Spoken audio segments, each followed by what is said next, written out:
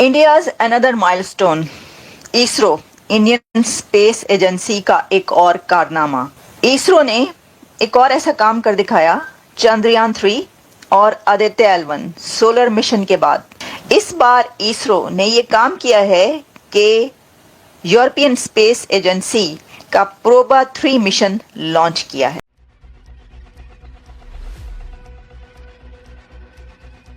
इसरो को एक और बड़ी सफलता मिली है। 4 दिसंबर 2024 को प्रोबा 3 की लॉन्चिंग टालने के बाद आज यानी 5 दिसंबर 2024 की शाम 4:04 पर उसे लॉन्च कर दिया गया। ये लॉन्चिंग श्रीहरिकोटा के सतीश धवन स्पेस सेंटर के लॉन्च पैड 1 से PSLV XL रॉकेट से की गई। मात्र 26 मिनट की उड़ान के बाद इसरो रॉकेट सैटेलाइट को अंतरिक्ष में स्थापित कर देगा। और मैं I very proud of India matter fact, क्योंकि मैं जिस तरह भी है, मैं एक साउथ एशियन हूं। मैं खुद मेरी बड़ी मुमासलत है भारत के साथ। We are the same people. कई लोगों को अच्छा ये नहीं लगता मैं जब कई दफा बात करता हूं, लेकिन इसमें कोई शक नहीं है, वी आर द सेम। ये रॉकेट 145.99 फीट ऊंचा है। 4 स्टेज के इस रॉकेट का लॉन्च करने का वजन 320 टन होता है। ये रॉकेट प्रोबा 3 सैटेलाइट को 600 गुणे 60,530 किलोमीटर वाली अंडाकार ऑर्बिट में डालेगा। प्रोबा 3 दुनिया का पहला प्रेसिशन फॉर्मेशन फ्लाइंग सैटेलाइट है, यानी यहाँ एक नहीं 2 सैटेलाइट लॉन्च हुए जिनका कुल वजन 550 किलोग्राम है। पहला है कोरोनाग्राफ स्पेसक्राफ्ट और दूसरा है ऑकलेटर स्पेसक्राफ्ट। 310 किलोग्राम वजनी ये सैटेलाइट सूरज की तरफ मुंह करके खड़ी होगी।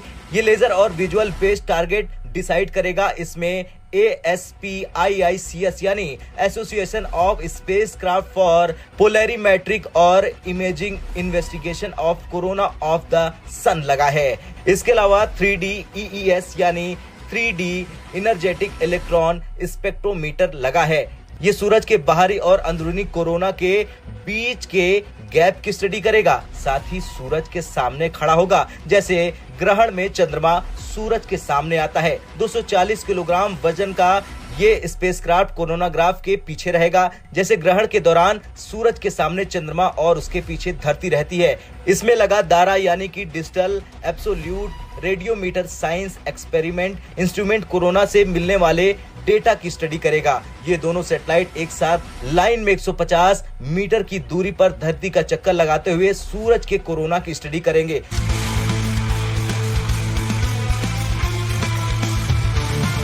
India's another milestone, ISRO Indian space agency का एक और कारनामा।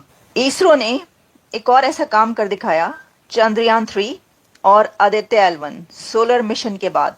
अब एक और रॉकेट लॉन्च किया गया है, लेकिन ये काम मुख्तलिफ कैसे है और भी यूनिक और अनोखा कैसे है कि ISRO successfully launches Europe's PROBA 3 mission for solar exploration. इस बार इसरो ने यह काम किया है कि यूरोपियन स्पेस एजेंसी का प्रोबा 3 मिशन लॉन्च किया है। यूरोपियन स्पेस एजेंसी का प्रोबा 3 मिशन लॉन्च हुआ है इसरो से। इसरो ने इसको लॉन्च किया है श्री हरिकोटा सतीश धवन। वही ये जगह है कि जहां से आपने देखा था कि चंद्रयान 3 लॉन्च हुआ था और सोलर मिशन लॉन्च हुआ था सक्सेसफुली, और ये भी सक्सेसफुली लॉन्च हुआ है।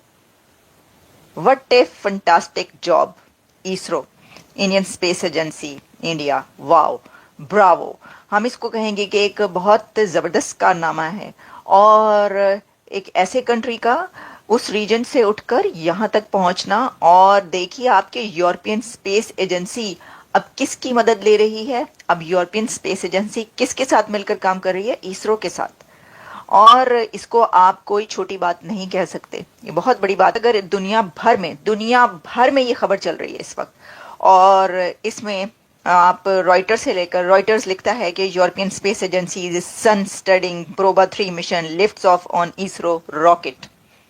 देखिए ना, ये कोई छोटी बात नहीं है कि Proba 3 mission, European Space Agency Proba 3 mission rocket कहाँ से उठा है, उससे कौन लेकर गया है? इसरो। और the project costing about 210 million dollars, $210 million इसकी कॉस्ट है। ऑब्वियसली इसके पीछे वो दिमाग हैं इंडिया के, वो जहीन दिमाग हैं, वो ब्रेन हैं जो इस वक्त इंडिया को चला रहे हैं। तो नरेंद्र मोदी की हुकूमत को मुबारकबाद। मैं समझती हूँ कि उनकी पूरी गवर्नमेंट के साथ साथ पूरी आवाम को, पब्लिक को मुबारकबाद देनी चाहिए। और इसी के साथ जो है जो मैंने ये बात की कि इकोनॉमी से लेकर, आप देखें ना, इकोनॉमी से लेकर और वो स्पेस प्रोग्राम तक को कहाँ पर ले गए हैं कि उनका कोई अब जोड़ नहीं है। एक तरफ जो है वो स्पेस मिशन पहले अपने भेज चुके, अब वो दूसरों के भेज रहे हैं, दूसरों के रॉकेट उठा उठा के वो भेज रहे हैं। अब अंदाजा करें आप कि दूसरे उनसे मदद ले रहे हैं। पूरी दुनिया जो है वाह वाह कर रही है भारत की, लेकिन सर कोई भी इस्लामिक कंट्री पाकिस्तान समेत एजुकेशन में और साइंस और टेक्नोलॉजी में पीछे क्यों है? हमारे यहाँ अजीब अजीब किस्म की बातें होती हैं जो मुल्ला माफिया करती है या बाकी लोग करते हैं कि हमें दूर दूर तक लगता है साइंस से कोई वास्ता नहीं है। ऐसा क्यों है? आपको याद होगा, मैं 3 महीने इंडिया में रह के आया हूं और मैं बार बार कह रहा था कि जिस चीज ने मुझे बहुत इम्प्रेस किया है वो ये है कि इंडिया में उन्होंने शुरू दिन से साइंटिफिक रैशनल एजुकेशन, उसे कहते हैं साइंटिफिक टेम्पर, यानी सोचने का तरीका साइंटिफिक जो है, उसको एजुकेशन की बुनियाद बनाई अपने आम पब्लिक स्कूलों के अंदर और कॉलेजेस के अंदर। लेकिन अब उसका पूरा रिजल्ट देखें, आपके सामने है। इंडिया ने ये सारा कुछ अपने एफर्ट से किया है। और एक और बात बता दूं, ये सारा उन्होंने रिस्क लिया है कि इसको पब्लिक लाइव किया जाए, तो ये कमाल हो गया है। बहुत बड़ी अचीवमेंट है कि एक एशियन मुल्क जो 1947 में जिसका लिटरेसी रेट 4 या 5% था, शायद इससे भी कम, वो इसको 80+% तो उन्होंने वो कर दी है लिटरेसी। मैंने आपको बताया था कि लड़कियां जो है ना 12 जमात तक फ्री एजुकेशन और उनको खाना मिलता है while they are in school. तो हिंदुस्तान ने तरक्की नहीं थी करनी तो किसने करनी थी? तो वो उन्होंने अचीव कर लिया। लेकिन मुसलमानों की बदकिस्मती है कि इनके पास तेल आ गया और तेल की इनकम से इन्होंने मौजें की। हालांकि वर्ल्ड बैंक ने इनको बड़ा चांस दिया था। पाकिस्तान की अपनी स्पेस के लिए एक दफ्तर भी बना था, मुझे अब उसका नाम याद नहीं आ रहा, लेकिन वहां इन्होंने सिर्फ कमाल क्या किया कि सारा कुछ छोड़ के वो न्यूक्लियर बॉम्ब बना लिया, क्योंकि इंडिया के पास है। पाकिस्तान में तो हर आदमी मौत के बाद जो होगा उसकी सोच के अंदर दबा हुआ है।